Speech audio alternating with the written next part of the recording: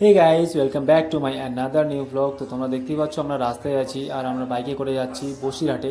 তো বসিরহাটে কেন যাচ্ছি অবশ্যই তোমরা জানতে পারবে। তো সকাল সকাল বেরিয়ে পড়লাম আমরা দু ভাই। তো আমি আমার ওই ভাইয়ের সাথে যাচ্ছি আর দরকারটা আমার ভাইয়েরই। তো আমাকে বললো চল, আমি একা যাবো না, তুই গেলে আমার সাথে ভালো হবে। তাই চলে গেলাম ভাইয়ের সাথে। তো ব্লগটা দেখতে থাকো, সবই বুঝতে পারবে। তো এনজয় করো ব্লগটা। যদি ব্লগটা ভালো লাগে তাহলে অবশ্যই একটা লাইক করে দিও, শেয়ার করে দিও। আর যারা যারা আমার চ্যানেলটাকে নতুন দেখছো তারা অবশ্যই সাবস্ক্রাইব করে আমার চ্যানেলটাকে সাপোর্ট করো। তো গাইস, এটা হচ্ছে পাওয়ার পেট্রোল। পাওয়ার পেট্রোলের প্রাইসটা দেখে নাও কত তোমরা, 123 টাকা। আর ওই যে ওটা হচ্ছে নর্মাল পেট্রোল, তার রেটটা তোমাদেরকে একটু দেখাই।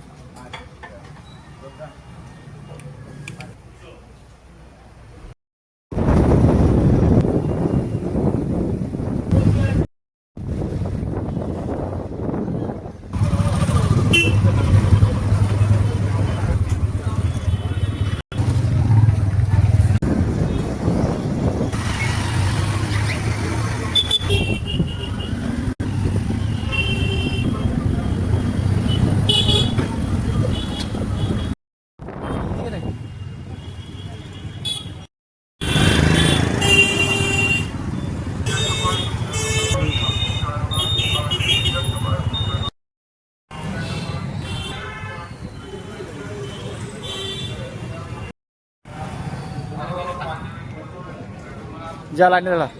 তো ফাইনালি গেছে, আমরা চলে এসেছি বসিরহাটে আরটি অফিসে। তো এখন দেখো লাইনটা, দেখো আমার পিছনে কতটা লাইন আছে।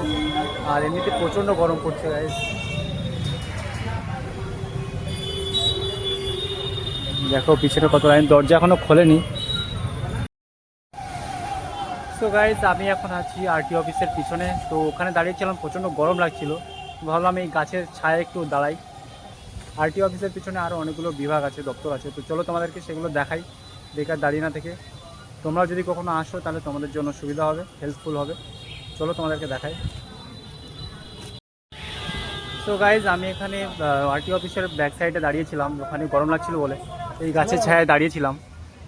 তো হঠাৎ আকাশ চলে এলো।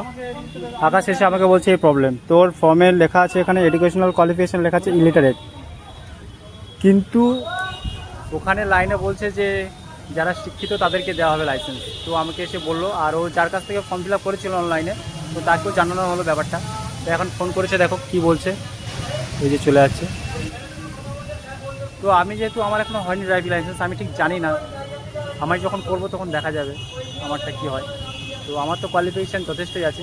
তো ও অ্যাকচুয়ালি মাধ্যমিক পাস করেনি, ধরতে গেলে টেন্থ স্ট্যান্ডার্ডও বলা যায় না। যদি টেন্থ পাস হতো তাহলে বলা যেত টেন্থ স্ট্যান্ডার্ড।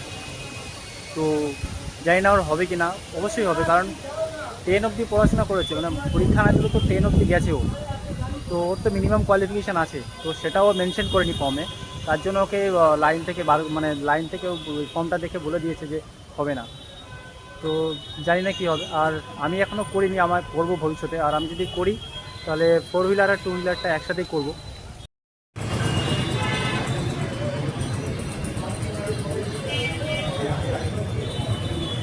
তো তোমরা লাইনটা দেখতে পেলে, আমরা যখন এসেছিলাম তখন 10 থেকে 12 জন ছিল, আর এখন লাইনটা তোমরা দেখতেই পেলে কী অবস্থা। জানি না ওর কাজটা কখন মিটবে, দরকারটা কখন মিটবে। এদিকে প্রচণ্ড খিদে পেয়ে গেছে।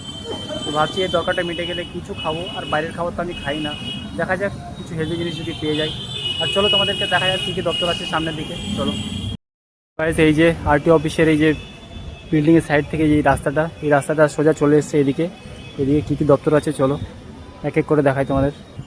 এটা হচ্ছে প্রশাসনিক ভবন, শাসক, জানি না এখানে কী কাজ হয়।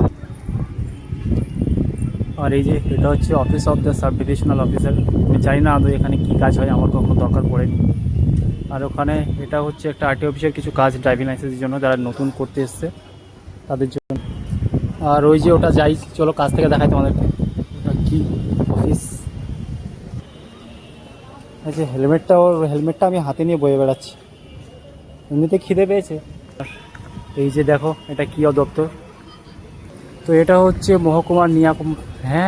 মহকুমার নিয়ামকের করণ খাদ্য সরবরাহ বিভাগ। আর এখানে ফর্ম ফিল আপ হচ্ছে।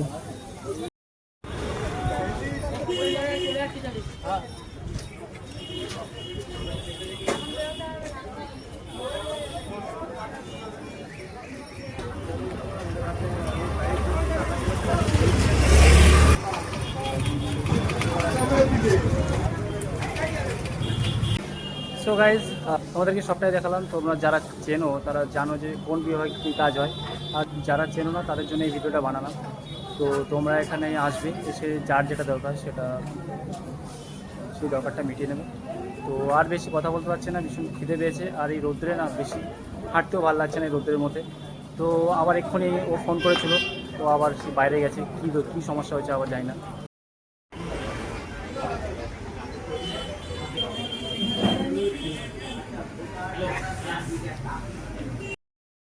গাইজ আমি এখন আছি অনলাইনের দোকানে। তো ওর যে ফর্মে যে ভুলটা ছিল, ইলিটারেট ছিল, সেটা হয়তো আপডেট করতে এসছে। আর এই অনলাইনের দোকানটা আছে একদম নদীর ধারে, মানে এই নদীর ধারে ধারে যে দোকানগুলো আছে সেই দোকানগুলোর মধ্যে একটাই দোকান, প্রচুর দোকান আছে। আর পিছনে দেখো এই নদী, এত সুন্দর একটা ভিউ, ভাবলাম তোমাদেরকেও দেখাই। দেখো সামনে এই যে নদী, আর নদীর ধারে ধারে সব দোকানগুলো, এই যে সামনে কিন্তু মেন রোড, এত গ্যাঞ্জাম। আর পিছনটা দেখো কত শান্তিপূর্ণ, গাছের ছায়া। গাইজ এটা হচ্ছে বসিরহাট ব্রিজ, আর এই ব্রিজটা কে কী নামে চেনো আমাকে অবশ্যই জানিও কমেন্টে। আর দেখো ওখানে জেলেরা সব মাছ ধরছে, নৌকা নিয়ে জাল টানছে। তো এখন অনেক টাইম হয়ে গেছে গাইজ, 12টা বেজে গেছে প্রায়। তো খিদেও পেয়ে গেছে, আর ভালো লাগছে না, কখন খাবো মনে হচ্ছে একটু। আর আমারও কিছু পার্সোনাল দরকার আছে, কিছু কেনাকাটা করার আছে। দেখি আগে ওর সাথে এসেছি, ওর দরকারটা না মিটিয়ে আমার দরকারটা মেটাতে পারছি না। তো দেখি ওর দরকারটা কখন মেটে। তো চলো দেখা যাক, কটা বাজে যাই না, চান টান করিনি, ওইভাবে চলে এসেছি।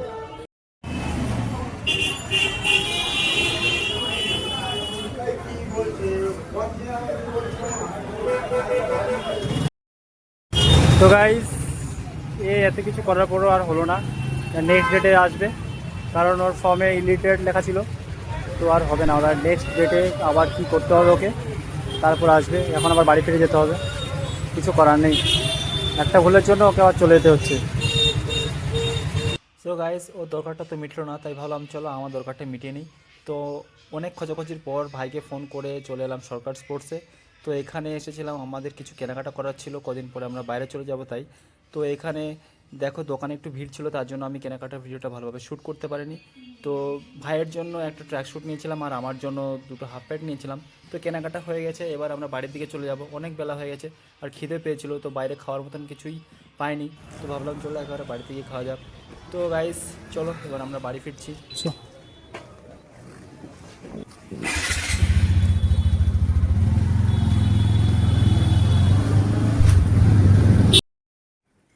তো গাইস আমরা চলে এলাম বাড়ি।